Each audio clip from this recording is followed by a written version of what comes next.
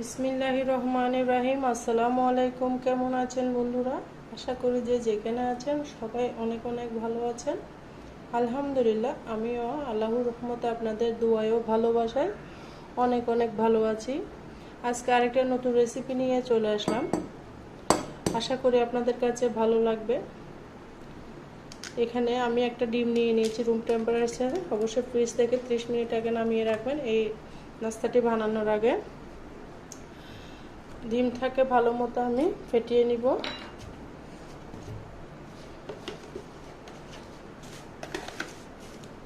দিয়ে দিব চিনির পরিমাণটা আপনারা মিষ্টি যেরকম খান সেরকম দিবেন। আমার বাসায় ডায়াবেটিস পেশেন্ট আছে, সবসময় কিন্তু আমি চিনির পরিমাণটা কম দিই। আপনারা যারা আমার ভিডিও রেগুলার দেখেন তারা অবশ্যই জানেন চিনিটা আপনারা কম বেশি দিতে পারবেন, সেটা আপনাদের স্বাদের উপরে। দিয়ে দিচ্ছি স্বাদ মতো লবণ, দিয়ে চিনিটা মেশানো পর্যন্ত আমাকে বিট করে নিতে হবে। এই নাস্তাটার জন্য চিনিটা পারফেক্টভাবে মিশিয়ে নিতে হবে, একদম গলে যাওয়া পর্যন্ত বিট করে নিতে হবে। ডিমের কালারটা যখন চেঞ্জ হয়ে যাবে তখনই বুঝবেন আপনাদের ডিমটা চিনি মিশে গেছে পারফেক্টভাবে। আর বন্ধুরা যে যেখান থেকে আমার ভিডিওটা দেখতেছেন সবাইকে অসংখ্য অসংখ্য ধন্যবাদ, অনেক অনেক ভালোবাসা। সবার জন্য শুভকামনা ও দোয়া রইল। আর যারা আমার চ্যানেলে নতুন এসেছেন আর আমার চ্যানেলটিকে সাবস্ক্রাইব করেন নাই, অবশ্যই আমার চ্যানেলটিকে সাবস্ক্রাইব করে আমার সাথে থাকার অনুরোধ রইল।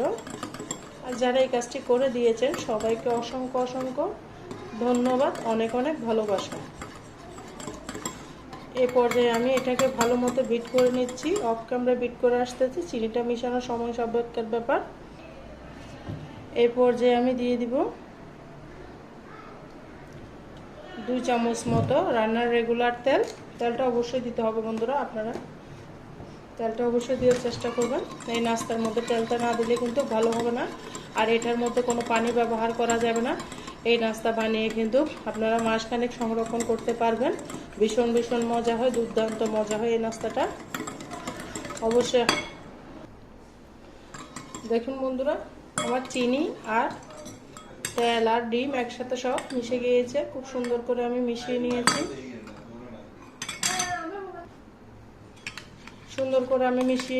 এরপর যে আমি দিয়ে দিব ময়দা। আপনারা চাইলে আটা দিয়েও করতে পারেন, তবে ময়দা দিয়ে করলে এই নাস্তাটা খেতে বেশি ভালো হবে। অবশ্যই চেষ্টা করবেন ময়দা দিয়ে। এখানে কোনো পানি বা দুধ কিছু ব্যবহার করা যাবে না। এই তেল আর ডিমের মিশ্রণের মধ্যে আপনার ডোটা বানিয়ে নিতে হবে। এভাবে নাস্তা বানালে আপনারা মাস জুড়ে নাস্তাটা সংরক্ষণ করে নিতে পারবেন। ডিম আর তেলের মধ্যে যতটুকু আটা ময়দা যেটা দিয়ে করেন, আমি ময়দা দিয়ে করতেছি, অতটুকু আপনার ব্যাটার রেডি করতে হবে। এখানে এক্সট্রা কোনো পানি দেওয়া যাবে না। অফ ক্যামেরায় আমি আটার ডোটা ভালো মতে নিয়ে আসতেছি বন্ধুরা। এই পর্যায়ে আমি হাত দিয়ে মতে নিচ্ছি, চামচ দিয়ে কিন্তু ভালো একটা ডো হবে না, সেজন্য অবশ্যই হাতের সাহায্য ব্যবহার করবেন। এই আটাটা একটু টাইট করে করতে হবে, নর্মালি যে রুটি বানায় ওরকম কিন্তু হবে না, একটু টাইট করে আটার ডোটা করে নিতে হবে। দারুণ সফট।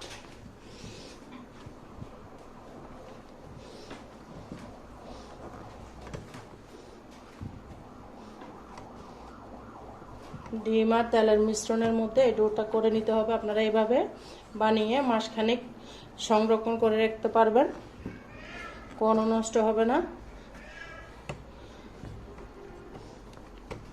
এভাবে আমি 5 মিনিট রেস্টে রেখে দিব।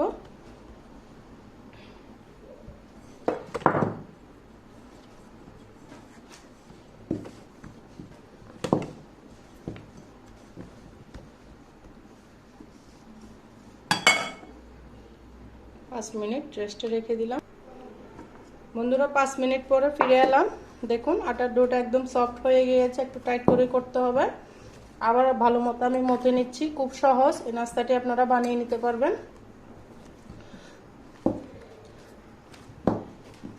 যত ভালো মতো মথবেন তত ভালো নাস্তাটা পাবেন, সেই জন্য ভালো করে মথে নিতে হবে অবশ্যই।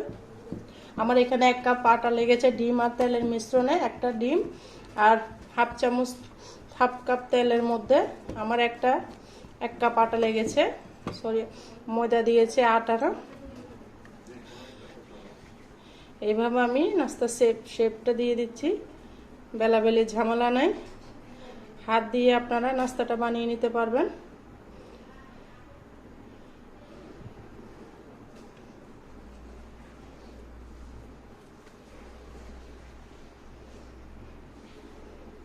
আপনারা আপনাদের পছন্দ মতো শেপ দিয়ে দিবেন, আমি আমার পছন্দ মতো দিয়ে দিচ্ছি।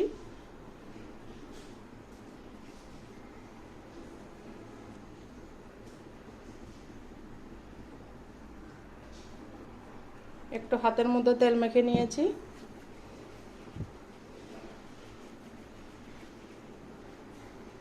আমি 2 রকমের নাস্তার শেপ দিব, আপনারা চাইলে আপনাদের পছন্দ মতো দিয়ে দিবেন।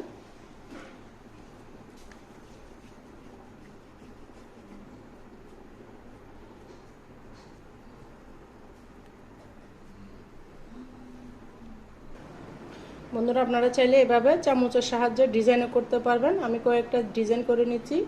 আমি 2 রকমের করে নাস্তাটা বানিয়ে নিচ্ছি, খুব সুন্দর দেখতে, ভালো লাগবে।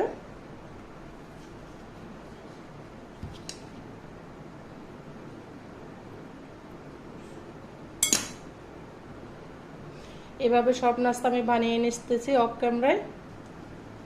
দেখুন বন্ধুরা, সমস্ত নাস্তা আমি বানিয়ে নিয়েছি ডিজাইন করে। 2 রকমের নাস্তা বানিয়েছি, এভাবে লম্বা লম্বা করে শেপ দিয়েছি। আপনারা যেরকম ইচ্ছে আপনাদের পছন্দ মতো শেপ দিয়ে নাস্তাটা বানিয়ে নেবেন। এরপর যে আমি চুলার মধ্যে চলে যাব ভাজার জন্য, খুব মজা হয় নাস্তাটা। এরপর যে আমি নাস্তাটা ভেজে নিব। আগে থেকে আমি তেলটা বসিয়ে রেখেছি, এখন গরম হয়ে গিয়েছে। একটা একটা নাস্তা আমি তেলের মধ্যে ছেড়ে দিব। অবশ্যই চুলার আগুনটা কমিয়ে রাখবেন।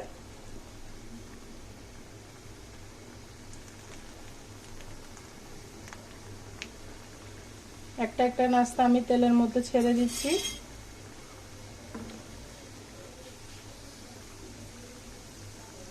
কম সময়ে কিন্তু এরকম ভাবে আপনারা মেহমানদারিও করতে পারবেন। খুব মজা হয় নাস্তাটা।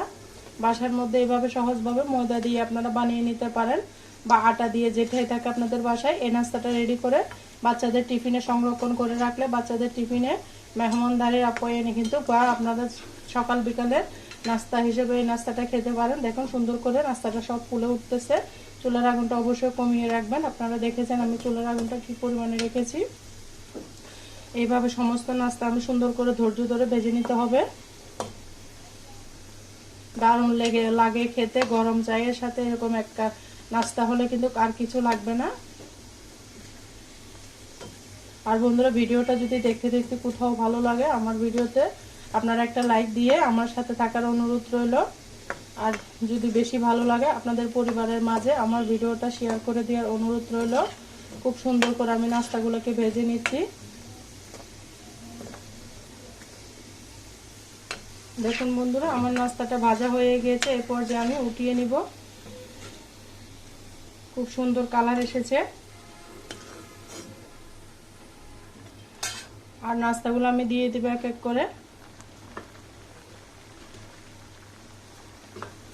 সুন্দর করে নাস্তাগুলো ভেজে আপনারা একটা কন্টেনার করে ভরে রেখে দিতে পারবেন। মাস জুড়ে কোনো কিচ্ছু হবে না।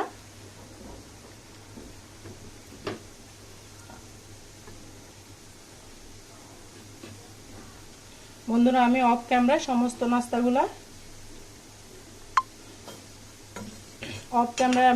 নাস্তাগুলো ভেজে নিয়ে আসতেছি। আশা করি আপনাদের কাছে আমার ভিডিওটা ভালো লাগবে।